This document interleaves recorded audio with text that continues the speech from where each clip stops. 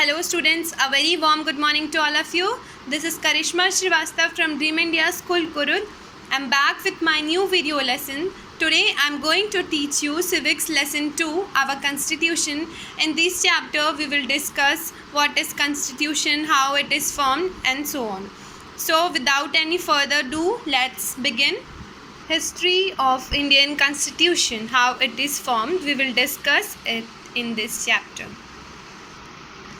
So, all constitutions are the heirs of the past as well as the testators of the futures.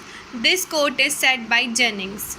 On 26th of January 1950, the present Constitution of India was brought into force, which announced to world the birth of a new republic. The Constitution of Indian Republic is the product not of a political revolution, but of the research and deliberations of a body of eminent representatives of the people. These people improve the existing system of administrations, thus making constitutional development for a proper understanding. Now, what is a constitution? A constitution means a document having a special legal sanctity which sets out the framework and the principal functions of the organs of the government of a state and declares the principle governing the operation of those organs. This definition is set by Wade and Phillips. What is constitutional law?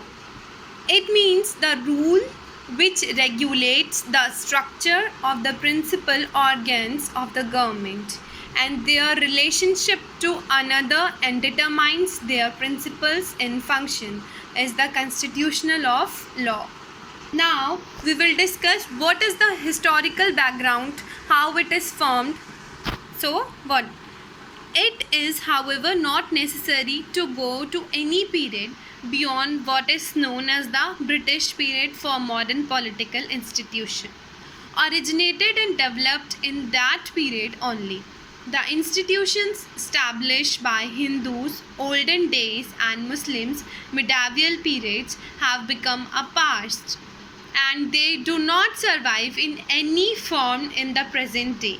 The British period in the history of India began with incorporation of East India Company in the year 1600 in England. Now let us study the various phases of growth of our constitution from the advent of English and Indian shore till this day.